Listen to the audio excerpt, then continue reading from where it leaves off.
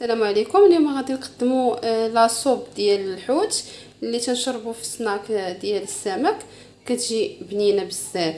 نبداو على بركه الله. الطريقه والمقادير. بالنسبه للمكونات غنحتاجوا جوج بطاطات كبار غنقطعوهم بصيله صغيره، غنقسموها على 4. القرعه كورجيط غتحتاجوا جوج كبار اولا 3 يكونوا صغار. هنا عندي القرعه انا تنديرها في المجمد، كنكون منقياها وغطا ونخليها على حساب الصوبه، حيت انا كنستعمل هاد الصوبه كنديرها بزاف. هنا عندي تقدروا ديروا غير جوج طروفه ولا طريف قد هكا. هنا كاين خيزو عندنا جوج كبار يكونوا كبار ولا 3 متوسطين. لي زيبيناغ اختياري. الربيع يكون مقبض، انا ما عنديش ربيع مقبض. شنو غادي ندير واحد المعلقه تاع الربيع مقرد. هنا الكروفيت، هذا هو السر ديال هاد لاصو. كندير فيها هاد الكروفيت انا كنشدو كما كنجيبو كنلوحو في الفريغو في المجمد حتى كنجبدو. دابا غادي نشدو غنغسلو. شنو غندير فاش غادي عاد تطلق ليه تديري ليه الماء تيترخف ما تيبقاش بحال هكا. الكروفيت ديالنا غير تنخشيو في الماء ما كان ديك الساعه كيرطاب كتحيدي ليه الراس، كنحيدو ليه الديل وتنخليو كنحيدو هاد الرجيلات. كيفاش كيبقى بحال هكا، كيبقاو ليا هذاك القشور كيف ما كتشوفوا. كنحيدوا ليه الرجيلات. هاد القشور هادو اللي كاينين هما اللي تيعطيو البنه والمذاق، كيعطيو البنه والمذاق ديال لاصوب ديال الحوت. هذه هي كميه الكروفيت، غير شويه ما تكثروش منها. الا كثرتو كتعطي مذاق مجهد.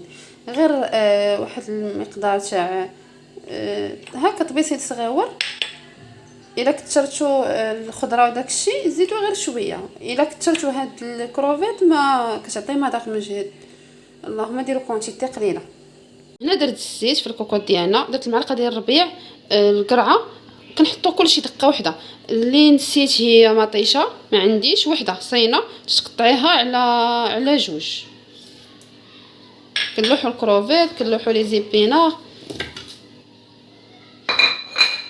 مطيشه ما تكثروش منها. الا وحده صغيره تقسموها على جوج وتحطوها. بالنسبه للقرعه الا بانت لكم هنا كبيره، راه القرعه ان فوت طيب نحاول نقطعها عاود وتنديرها. بالنسبه للقرعه بانت لكم كبيره راه انا تنقطعها فاش طيب وعاد تنديرها في مولينيكس. هنا غنلوح المكونات ديالي كامله في الكوكوط وغنزيد عليها الماء. راني نسيت هذا المكون ديال البزار. يا اما تقدروا ديروه على حساب الحرور اللي بغيتو نتوما، كديروا شويه ديال البزار اولا تكثروا اولا تديروا الهريسه غبره اللي بغيتو. الا بغيتو تجيكم حاره. بالنسبه للماء هنا راه درت ايطرون لاروب تقريبا، ما تكثروش يعني نص ايطرو شي حاجه قليله. هنا غادي نسد على الكوكوط ديالي وغنديرها طيب. هنا حنا راه تنديروا طنجره ديال الضغط حتى تصفر لينا ميم با 10 دقائق وتنطفيو عليها وغادي نخليوها تبرد شويه عاد غنطحنوها. بالنسبه لاصوب ديالنا هاهي بعد ما طابت كروفيت غنطحنو بحال هكا بقشورو في مولينيكس.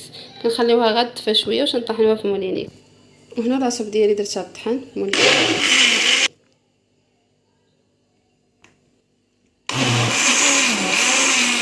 وهنا هذه لاصوب ديالنا بعد ما طحناها. تعاودوا ترجعوا الكوكوط وتسخنوها. ها هو الشكل النهائي ديالها. كتجي بهذه الطريقه هذه. بالصحه والراحه جربوها ما تندموش عليها، كتجي غزاله. بالنسبه لي زيبيناغ يعني تقدروا تستغناو عليها ماشي ضروري.